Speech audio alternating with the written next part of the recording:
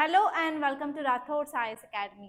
So ఈ రోజు వచ్చేసి 10th ఆగస్ట్ 2024 వచ్చిన కరెంట్ అఫైర్స్ తెలుగులో చూద్దాం.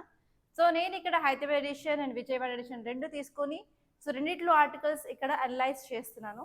సో మీరు కంపల్సరీ ఈ వీడియోని ఎక్కడ స్కిప్ చేయకుండా లాస్ట్ వరకు చూస్తే మీకు చాలా ఇన్సైట్స్ అనేవి దొరుకుతాయి. కరెంట్ అఫైర్స్ ఎలా చదవాలి, ఎగ్జామ్ పాయింట్ ఆఫ్ వ్యూలో మీకు క్వశ్చన్స్ ఎలా వస్తాయి, ఎగ్జామ్ పాయింట్ ఆఫ్ వ్యూలో మీరు రాయాల్సిన మెయిన్స్ ఆన్సర్స్లో కీవర్డ్స్ ఏంటి, అవన్నీ క్లియర్గా మనం డిస్కస్ చేద్దాం.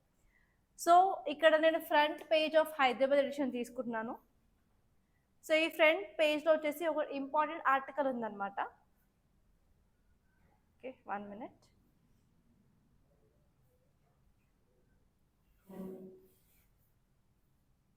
ఈ ఆర్టికల్ ఏంటి అంటే creamy layer will not apply in quota for ఎస్సీస్ అండ్ ఎస్టీస్ అని చెప్తున్నారు. ఎవరు అంటే మన సెంట్రల్ గవర్నమెంట్ ఏం చెప్తుంది అంటే అసలు మేము ఈ కోటా సిస్టమ్ అనేది సబ్ క్లాసిఫికేషన్ కానీ క్రీమీ లేయర్లో కానీ ఈ షెడ్యూల్ కాస్ట్ షెడ్యూల్ ట్రైబ్లో ఇంప్లిమెంట్ చేసేది లేదు అని చెప్తుంది అనమాట. సో రీసెంట్గా మనం సుప్రీంకోర్టు జడ్జ్మెంట్ చూసాము. ఆ సుప్రీంకోర్టు జడ్జ్మెంట్లో ఏంటి అంటే సబ్ కేటగరైజేషన్ ఎస్సీ ఎస్టీలో చేయొచ్చు, మన క్రీమీ లేయర్ని తీసుకురావచ్చు అని చెప్పి చెప్పడం జరిగింది.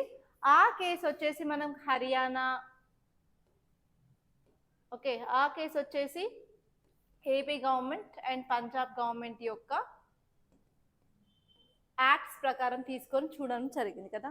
సో మనం ఆ ఆర్టికల్లో ఏం చదువుకున్నాము, 2004లో ఇచ్చిన జడ్జ్మెంట్ని తిరగ రాస్తూ ఇప్పుడు 2024లో జడ్జ్మెంట్లో సబ్ క్లాసిఫికేషన్కి అనుమతి ఇచ్చింది.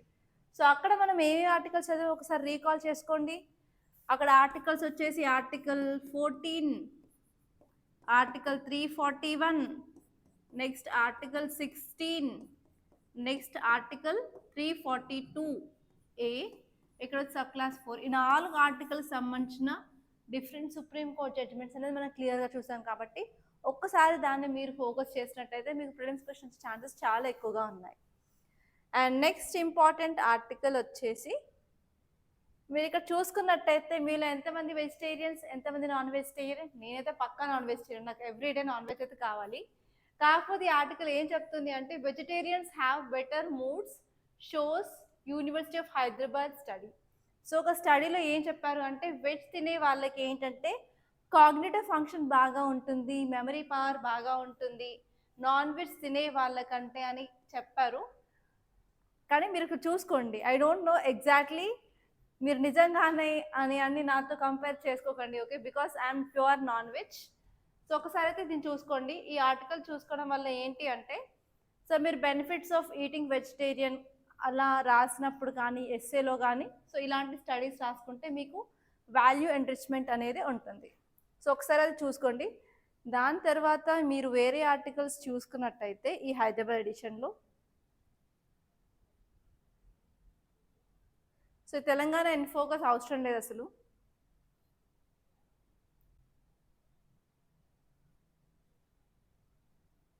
అండ్ ఇక్కడ చూసుకున్నట్టయితే మన హైదరాబాద్లో 345 డెంగ్యూ కేసెస్ అనేది రికార్డ్ అయ్యాయి. సో మనం ఏంటంటే ఒక 1 month నుంచి చదువుకునేది ఏంటి అంటే ఈ దోమల దాడిని తగ్గించాలి, లేకపోతే దోమల స్ప్రెడ్ అని తగ్గించాలి, వాటి యొక్క లార్వా మీద చాలా స్టెప్స్ అనేది జిహెచ్ఎంసీ తీసుకుంటుందని మనం చదువుకున్నాం కదా. అయినప్పటికీ కూడా మన డెంగ్యూ కేసెస్ ఉన్నాయి. సో ఇక్కడ మీరు ఫోకస్ చేయాల్సింది ఏంటి అంటే డెంగ్యూ కాజ్ చేసే వైరస్ ఏంటి, డెంగ్యూ వైరస్. అది ఏ మస్కిటో కుడితే వస్తుంది, ఏడిస్ ఈజిప్టో మస్కిటో. అండ్ అది కూడా ఏంటంటే ఈ మస్కిటో డే టైంలో కుడుతుంది, నైట్ టైంలో కాదు. సో అలాంటి కొన్ని ఇంపార్టెంట్ థింగ్స్ చూసుకోవాలి. అండ్ ఈ డెంగ్యూకి సంబంధించిన వ్యాక్సిన్ ఉందా లేదా, ఒకవేళ ఉంటే దాని పేరేంటి, ఒకవేళ లేకపోతే మనం ఏం చేయాలి. సో ఈ విధంగా మీరు ఆలోచిస్తే మాత్రం మీకు చాలా ఇన్సైట్స్ అనేది దొరుకుతాయి. అదే కాకుండా మనం ఈ మస్కిటో ప్రివెన్షన్కి సైన్స్ అండ్ టెక్నాలజీ యూజ్ చేయొచ్చా, యూజ్ చేస్తే ఎలాంటి టెక్నాలజీస్ ఉన్నాయి. For example like Wolbachia bacteria ఉంది. అదే కాకుండా మనం ఏం చేస్తున్నాము అంటే నెక్స్ట్ జనరేషన్లో ఓన్లీ సింగిల్ జెండరే ఉండేలాగా చూసుకోవడానికి ట్రై చేస్తున్నాము. సో అలాంటివి మీరు కొన్ని చూసుకుంటే సరిపోతుంది. అండ్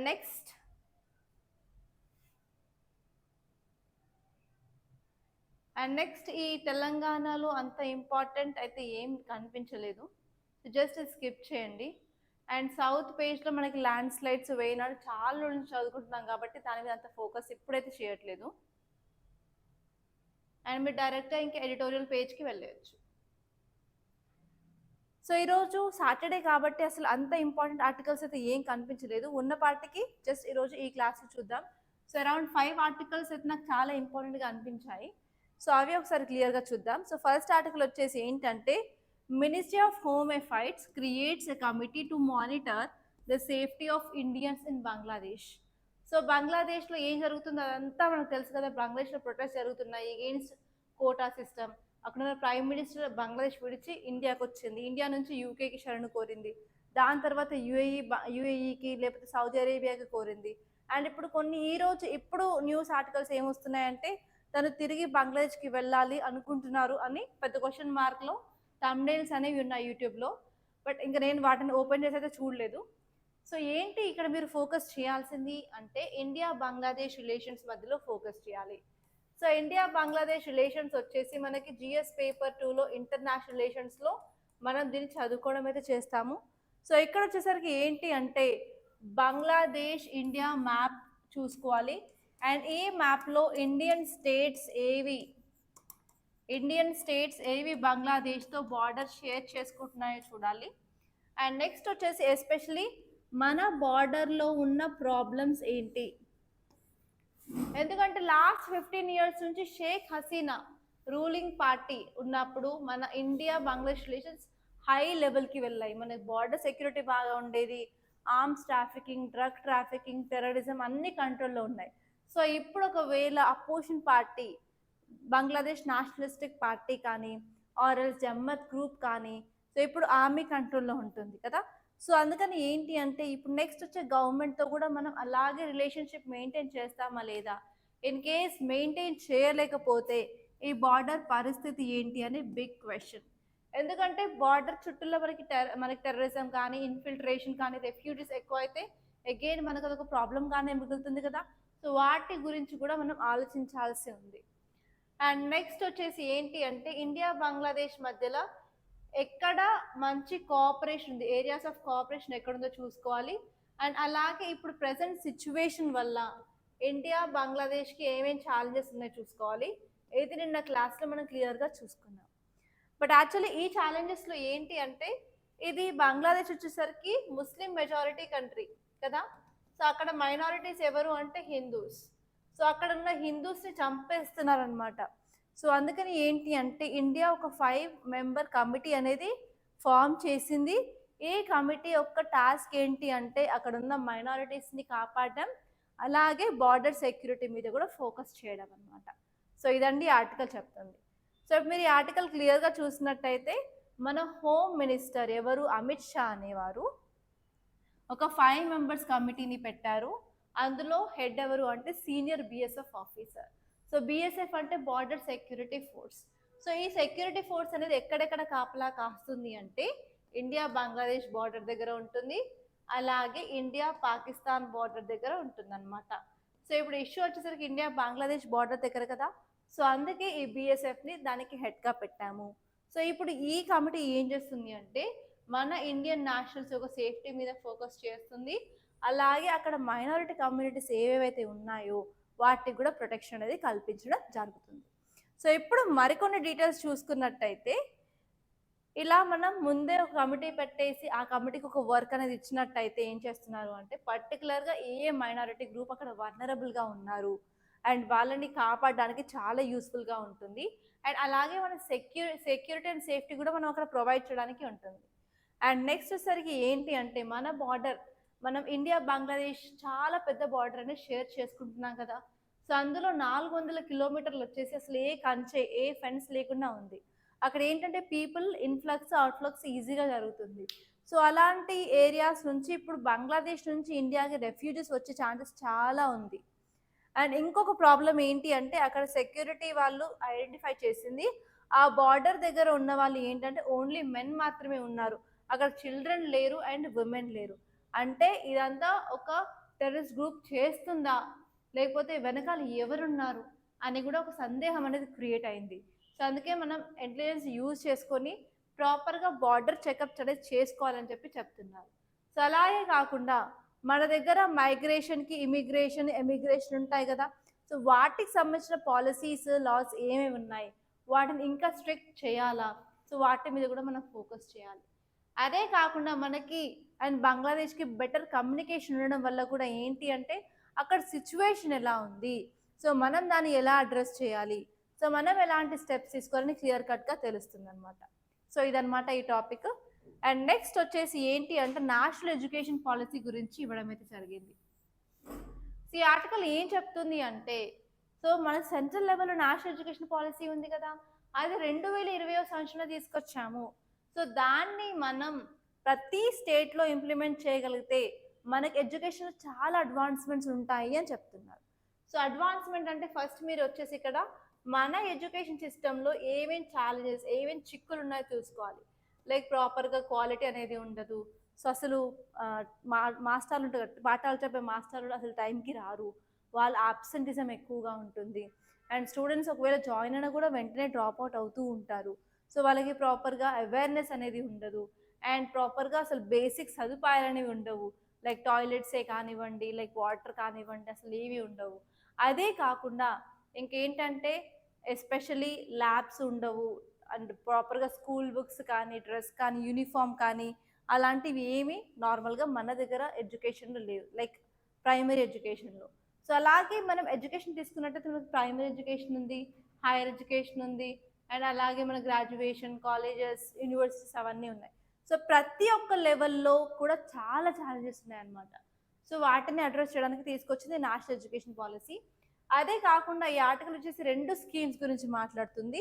ఒకటి వచ్చేసి సమగ్ర శిక్ష స్కీమ్, ఒకటేమో పిఎం శ్రీ స్కీమ్ అని. సో ఈ 2 స్కీముల మీద మీకు కంపల్సరీ అవగాహన అయితే ఉండాలి.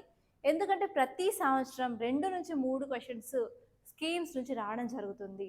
సో లాస్ట్ ఇయర్ వచ్చేసి 3 స్కీమ్స్ వచ్చాయండి, 3 క్వశ్చన్స్. సో అందుకని ఇది అసలు నెగ్లెక్ట్ చేసే విషయం అయితే కాదు. సో ఎప్పుడు మీరు ఈ ఆర్టికల్ చూసుకున్నట్టయితే ఏం చెప్తుంది అంటే, సెంట్రల్ గవర్నమెంట్ అనేది ఒక అప్రోచ్ తీసుకొచ్చింది. ప్రతి స్టేట్ గవర్నమెంట్లోనూ ఇలా నేషనల్ ఎడ్యుకేషన్ పాలసీని ఇంప్లిమెంట్ చేయాలి అన్నట్టు. ఓకే. అండ్ ఇంకోటి ఏంటి అంటే ఇప్పుడు ఫండింగ్ కూడా చాలా ప్రాబ్లంగా ఉంది. ఫండింగ్ మొత్తం సెంట్రల్ గవర్నమెంట్ ఇస్తుందా, లేకపోతే స్టేట్ గవర్నమెంట్ భరించాల్సి ఉంటుందా? If in case state government భరించాల్సి ఉంది అంటే అసలు స్టేట్ గవర్నమెంట్స్ ఒప్పుకుంటాయా ఇలా ఇంప్లిమెంటేషన్కి? సో ఇలా చాలా చాలా క్వశ్చన్స్ అయితే ఉండడం జరిగింది. అండ్ నెక్స్ట్ వచ్చేసి ఏంటి అంటే సమగ్ర శిక్ష స్కీమ్ ఏంటి అంటే ఎడ్యుకేషన్ క్వాలిటీని అండ్ అలాగే ఎడ్యుకేషన్ యాక్సెస్ని ఇంప్రూవ్ చేయడానికి మనం తీసుకొచ్చిన స్కీమ్ అనమాట. సో అలాగే పిఎం శ్రీ అనే స్కీమ్ కూడా ఉంది. అది ఏంటంటే ఎడ్యుకేషన్ స్టాండర్డ్స్ని పెంచడానికి మనం యూజ్ చేసుకుంటాము. సో ఇప్పుడు మీరు ఈ సమగ్ర శిక్ష స్కీమ్ గురించి చూసినట్టయితే ఈ స్కీమ్ అనేది బిఫోర్ స్కూల్ కంటే ముందు పంపించకంటే ముందు నుంచి క్లాస్ 12th వరకు అయితే ఇంక్లూడ్ అయ్యింది. సో దీని యొక్క గోల్ ఏంటి అంటే స్కూల్ ఎఫెక్టివ్నెస్ని ఇంప్రూవ్ చేయాలి. ఇన్ టర్మ్స్ ఆఫ్ వాట్, ఎలా ఇంప్రూవ్ చేయాలి అంటే అందరికీ ఈక్వల్ ఆపర్చునిటీస్ అనేది ప్రొవైడ్ చేయాలి రిగార్డింగ్ స్కూలింగే కానీ, ఈక్విటబుల్ లెర్నింగ్ అవుట్కమ్సే కానీ. అండ్ యాక్చువల్లీ ఈ స్కీమ్ అనేది ఇంతకుముందు 3 వేరే వేరే స్కీమ్స్ని క్లబ్ చేసి మనం ఈ స్కీమ్ని తీసుకురావడం జరిగింది, అది కూడా 2018 సంవత్సరంలో. సో ఆ 3 స్కీమ్స్ ఏంటి అంటే సర్వశిక్ష అభియాన్, నెక్స్ట్ వచ్చి రాష్ట్రీయ మాధ్యమిక్ శిక్ష అభియాన్, అండ్ నెక్స్ట్ వచ్చి టీచర్ ఎడ్యుకేషన్. అండ్ యాక్చువల్లీ ఈ స్కీమ్ ఎందుకు అంత ఇంపార్టెంట్ అంటే మన కంట్రీలో 1.16 మిలియన్ స్కూల్స్ అయితే ఉన్నాయి. అండ్ ఈ స్కూల్ చదివే పిల్లలు ఎంతమంది అంటే 156 మిలియన్ స్టూడెంట్స్ ఉన్నారు. అదే కాకుండా టీచర్స్ ఎవరు, స్టాఫ్ ఎంతమంది ఉన్నారు అంటే 5.7 మిలియన్స్ ఉన్నారు. కాబట్టి ఇది ప్రాపర్గా మనం యూటిలైజ్ చేసుకోవాలని చెప్పి ఈ ఆర్టికల్ అయితే చెప్పడం జరిగింది. అండ్ నెక్స్ట్ వచ్చేసి ఈ స్కీమ్ ఎందుకు ఇంప్లిమెంట్ చేశారు అంటే క్వాలిటీ, మనకున్న ఎడ్యుకేషన్లో క్వాలిటీ పెంచడానికి. అండ్ నెక్స్ట్ వచ్చేసి జెండర్ అండ్ సోషల్ గ్యాప్స్ ఏవైతే ఉన్నాయో స్కూల్ ఎడ్యుకేషన్ దాన్ని తగ్గించడానికి. ఫర్ ఎగ్జాంపుల్ ఇప్పుడు ఇంట్లో 2 పిల్లలు ఉంటే నార్మల్గా అబ్బాయిని స్కూల్కి పంపిస్తారు, అమ్మాయిని స్కూల్కి పంపించడం, అంటే జెండర్ ఇన్ఈక్వాలిటీ అనేది స్కూళ్ళలో కూడా ఉంటుంది. కాబట్టి దీన్ని తగ్గించడానికి కూడా ఈ స్కీమ్ అనేది యూస్ అవుతుంది. అదే కాకుండా మనం ఈక్విటీని, ఇంక్లూషన్ని కూడా ప్రొవైడ్ చేయడానికి యూస్ అవుతుంది. అలాగే కొంచెం ట్రైనింగ్, ఫర్ ఎగ్జాంపుల్ స్కూల్స్కి పంపిస్తే వాళ్ళకి పాటరీ ట్రైనింగ్ ఉంటుంది, వూల్ అల్లడం ఉంటుంది, స్వెటర్లు తయారు చేయడం కానీ, లేకపోతే ఎన్సీసీ క్యాంపులలో కూడా ట్రైనింగ్ ఉంటుంది. అలా డిఫరెంట్ వాటిలలో ట్రైనింగ్ ఉంటుంది, అవి వొకేషనల్ స్కిల్స్ అంటాం. సో వాటికి కూడా ఉపయోగపడుతుంది. అండ్ నెక్స్ట్ వచ్చేసి ఏంటంటే మనం స్ట్రెంథన్ చేయొచ్చు, మనం గ్రేడేషన్ చేయొచ్చు. ఏంటంటే state institute of education and డైట్ని నోడల్ ఏజెన్సీగా తీసుకొని మనం టీచర్స్కి ట్రైనింగ్ అనేది ప్రొవైడ్ చేయాలని చెప్పి ఈ స్కీమ్లో అయితే క్లియర్గా ఇవ్వడం జరిగింది. అండ్ ఇప్పుడు వచ్చేసి పిఎం శ్రీ స్కీమ్ తీసుకున్నట్టయితే ప్రధానమంత్రి స్కూల్ ఫర్ రైజింగ్ ఇండియా అంటాము. సో ఈ స్కీమ్ వచ్చేసి మనకు రీసెంట్గా అయితే ఇంప్లిమెంట్ చేయడం జరిగింది. అండ్ ఈ స్కీమ్లో ఏంటి అంటే వాళ్ళు క్వాలిటీ ఎడ్యుకేషన్ మీద ప్రొవైడ్ చేస్తున్నారు అన్ని రంగాల్లో, లైక్ యాక్సెసిబిలిటీ కానివ్వండి, ఇంక్లూజివిటీ కానివ్వండి, ఈక్విటీనో కానివ్వండి, ప్రతి దాంట్లో ఇంక్లూజివ్ గ్రోత్ అనేది ఉండాలి అని చెప్పి క్లియర్గా ఈ స్కీమ్ అయితే చెప్పడం జరిగింది.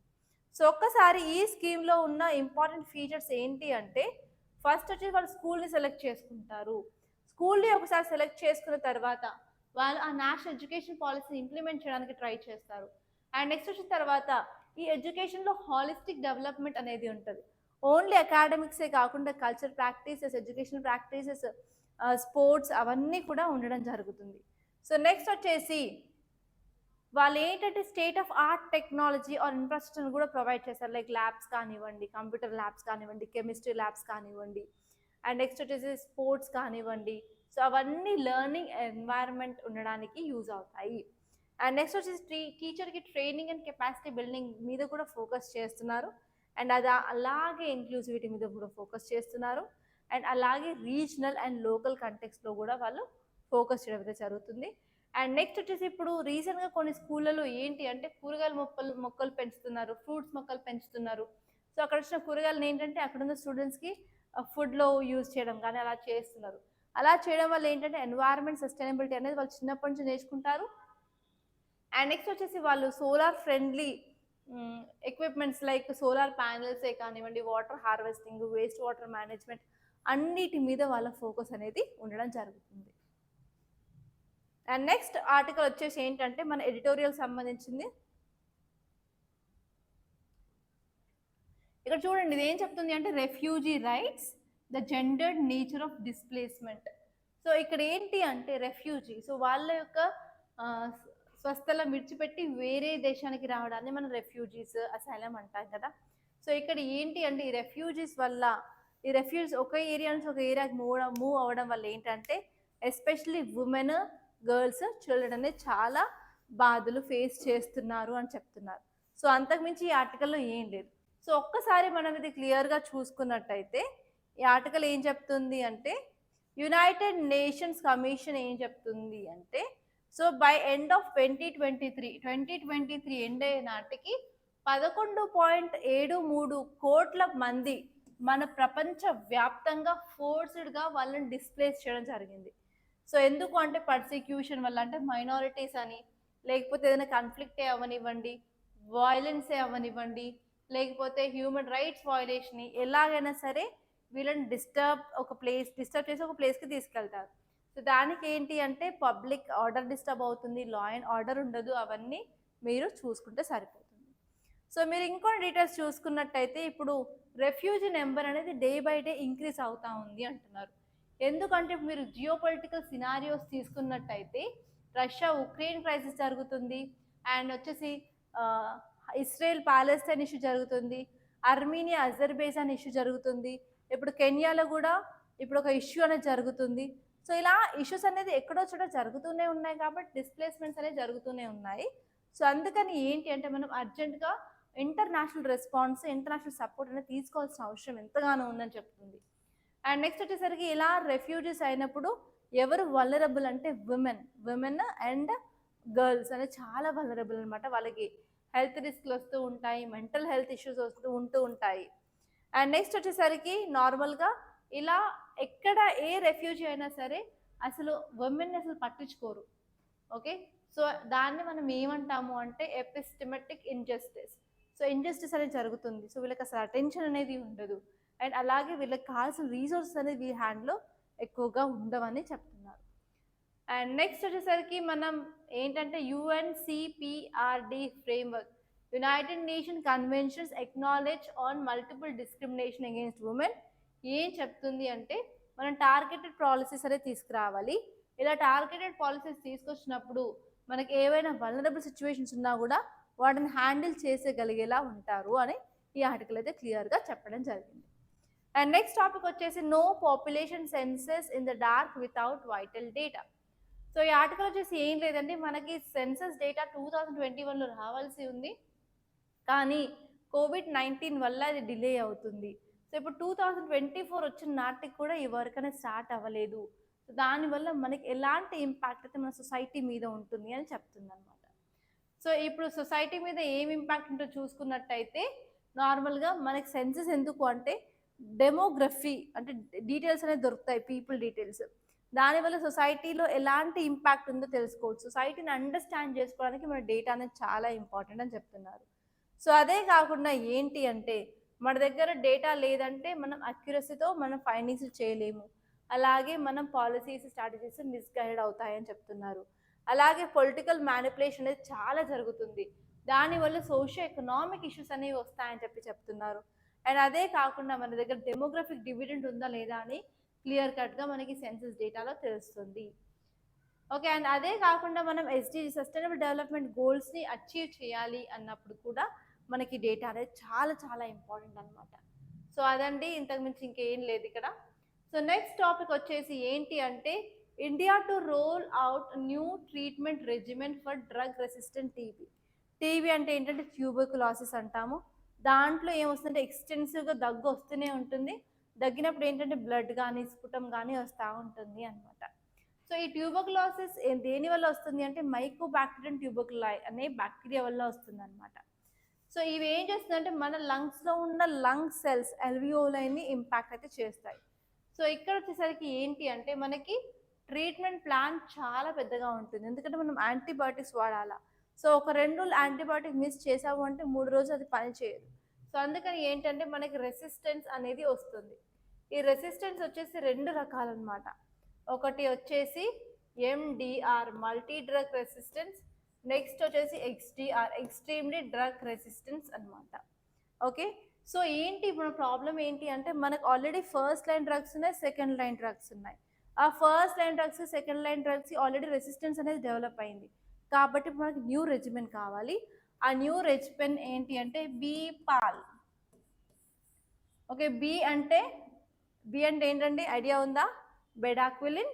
పి అంటే ప్రెటోమనైడ్ అండ్ ఎల్ అంటే లైనజోలిడ్. సో ఇవి యూజ్ చేసి మనం ట్రీట్మెంట్ అయితే చేస్తున్నాము అని చెప్పి ఆర్టికల్ అయితే చెప్పింది. సో ఒక్కసారి మీరు ఈ ఆర్టికల్ని క్లియర్గా చూసినట్టయితే, so India is set to implement BPaL regimen that is bedaquiline, pretomanid and next one is linezolid. So ఇవి ఏంటంటే మల్టీ డ్రగ్ రెసిస్టెంట్ టీబీకి అలాగే డ్రగ్ రెసిస్టెంట్ టీబీకి కూడా యూజ్ అయ్యేలా ఉంటుంది. సో మీరు కొన్ని డీటెయిల్స్ చూసినట్టయితే ఏంటంటే, సో ఈ పేషెంట్ కేర్ అనేది చాలా ఇంపార్టెంట్. ఎస్పెషల్ టీబీ వచ్చిన పేషెంట్లో ఏంటి అంటే ఈ మెడిసిన్స్ వచ్చేసి 1 year, 1.5 year, 2 years వరకు వేసుకోవాల్సిన అవసరం ఉంటుంది. సో అందుకని ఏంటంటే ఈ ట్రీట్మెంట్ ప్లాన్ని తగ్గించడానికి మనం సైన్స్ అండ్ టెక్నాలజీ యూజ్ చేయొచ్చు. ఇక్కడ వచ్చేసి మనం ఆ బీపాల్ని యూజ్ చేస్తాం. బీపాల్ని యూజ్ చేయడం వల్ల 6 monthsలో మన కోర్స్ అనేది కంప్లీట్ అవుతుంది. అండ్ నెక్స్ట్ వచ్చేసరికి కాస్ట్ కూడా తక్కువే, ఎందుకంటే మిగతా కంపెనీస్ చూసుకున్నట్టయితే they are not like people specific. So వాళ్ళు ఏంటంటే ప్రాఫిట్ మోటివ్. అండ్ ఇక్కడ కాస్ట్ ఇంప్లికేషన్ వచ్చేసరికి ఇవి కాస్ట్లీ అంతేం కాదు. సో నార్మల్గా every one can afford for that. And next ఇప్పుడు గ్లోబల్ ప్రాక్టీసెస్ చూసుకున్నట్టయితే, సో ఈ బీపాల్ అనేది చాలా సక్సెస్ అనమాట కొన్ని కంట్రీస్లో. ఎస్పెషలీ వాళ్ళు ఏంటంటే టీబీని తగ్గించడానికి యూజ్ చేశారు. సో అలాగే మనం కూడా యూజ్ చేసుకొని మనం కూడా మన ఇండియాలో తగ్గించడానికి ట్రై చేయాలి. సో అదే కాకుండా హ్యూమన్ ట్రైనింగ్ కూడా చాలా ఇంపార్టెంట్ అనేది చెప్తున్నారు. సో ఇవన్నీ ఇంపార్టెంట్ ఆర్టికల్స్. సో ఇప్పుడు మీరు నెక్స్ట్ పేజ్కి వెళ్ళినట్టయితే గ్రౌండ్ జీరో ఉంటుంది, అసలు అది యూజ్ కూడా కాదు, దాన్ని సింపుల్గా తీసి పక్కన పెట్టేయండి. అండ్ నెక్స్ట్ ఇక్కడ ఈ న్యూస్ పేజ్లో కొన్ని ఆర్టికల్స్ అయితే ఉన్నాయి. ఏంటి అంటే క్రీమీ లేయర్ గురించి చెప్పాను కదా, అదే ఆర్టికల్. నెక్స్ట్ ఇక్కడ వచ్చేసరికి ప్రధానమంత్రి ఆవాస్ యోజన అర్బన్ ఉందండి. సో ఇది ఏంటంటే మీరు జస్ట్ ప్రధానమంత్రి ఆవాస్ యోజన అర్బన్ అంటే ఏంటి, అక్కడ ఉన్న ప్రొవిజన్స్ ఏంటి, ఓకే. అండ్ నెక్స్ట్ మీరు చూసుకోవాల్సింది ఏంటి అంటే అది ఏ మినిస్ట్రీ కింద వస్తుంది, ఫండింగ్ ఎంత. సో వాటి మీదే మీకు క్వశ్చన్ అనేది అడగడం జరుగుతుంది. అండ్ ఇక్కడ వచ్చేసి నో కాన్ఫిడెన్స్ మోషన్ అంటున్నారు.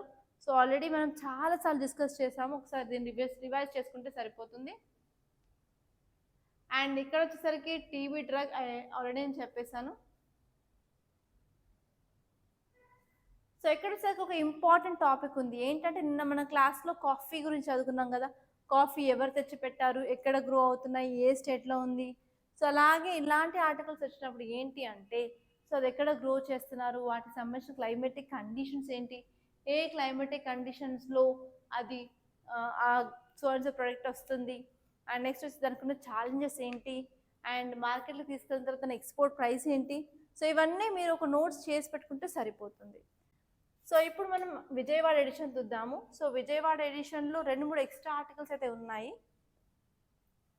సో ఫ్రంట్ పేజ్ వచ్చేసరికి సేమ్, ఇందులో ఏం చేంజ్ లేదు. ఓకే, అండ్ నెక్స్ట్ హియర్ వచ్చేసి విజయవాడలో ఆర్పిఎఫ్ అంటే railway protection force or railway police force అంటాము, launches a vehicle to rescue human trafficking victims in Tirupati. So ఇది చాలా చాలా ఇంపార్టెంట్. సో హ్యూమన్ ట్రాఫికింగ్ ఎలా దాన్ని తగ్గించాలనుకుంటున్నారు. సో ఆర్పిఎఫ్ అనేది ఒక వెహికల్ లాంచ్ చేస్తుంది. సో అలా కూడా మీకు క్వశ్చన్స్ అనేది రావడం జరుగుతుంది.